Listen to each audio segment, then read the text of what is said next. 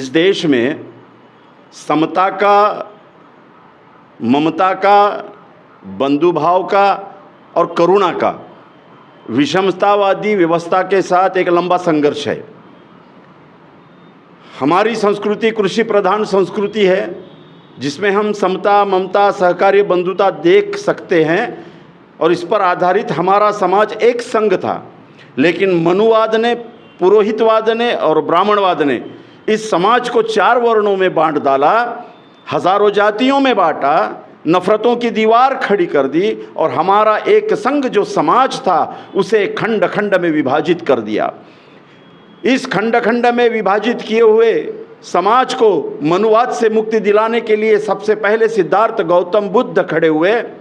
उन्होंने अपने समतावादी, मानवतावादी विचारों से ब्राह्मणवाद का मुकाबला किया, ब्राह्मणी ग्रंथों को नकारा, उनकी संस्कृत भाषा को भी नकारा और जनभाषा पाली को लोक भाषा बनाया और पाली भाषा में अपने ऐसे सूत्र रखे जिसने बंधुता, समता, न्याय और ममता को इस देश में स्थापित किया और एक नया समाज वर्णवाद से हटकर, जातियों से हटकर इस देश में खड़ा हुआ।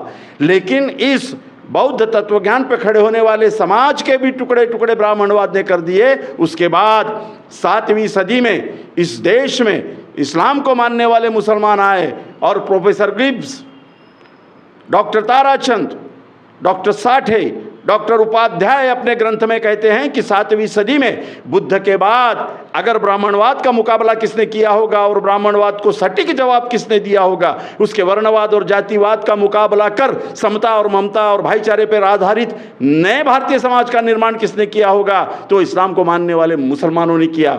इसलिए मनुवाद का मुकाबला जहाँ पर बौद्ध को मानने वाले, बुद्ध को मानने वाले, फुले शाहू आम्बेडकर को मानने वाले समाज से है, वहीं इनके साथ इस्लाम को मानने वाले मुसलमानों से भी है।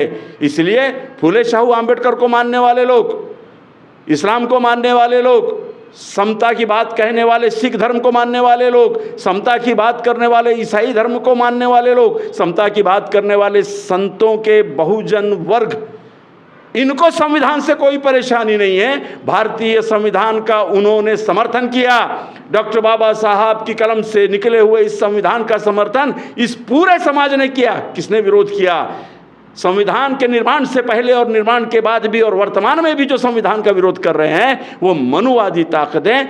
जितने बौद्धों से नफरत करते हैं उतने ही मुसलमानों से करते हैं, उतने सिखों से करते हैं, उतने ही ईसाइयों से करते हैं और उतने ही आदिवासी और संतों की समता की बात करने वाले, ममता की बात करने वाले बहुजन समाज से करते हैं। तो हम सब संविधान को मानने वाले लोग हैं, तो हमारा मुकाबला उस मनुवाद से है। इसे बहुजन समाज ने, मुसलमानों ने, ईसाइयों ने, बौद्धों ने, ओबीसी समाज ने, आदिवासियों ने गहराई से समझकर एक संघ अपने समाज का निर्माण करना चाहिए, जो समाज, जो ताकत संविधान के स्वतंत्रता, समता, न्याय और बंधुता की रक्षक बनकर आगे आए।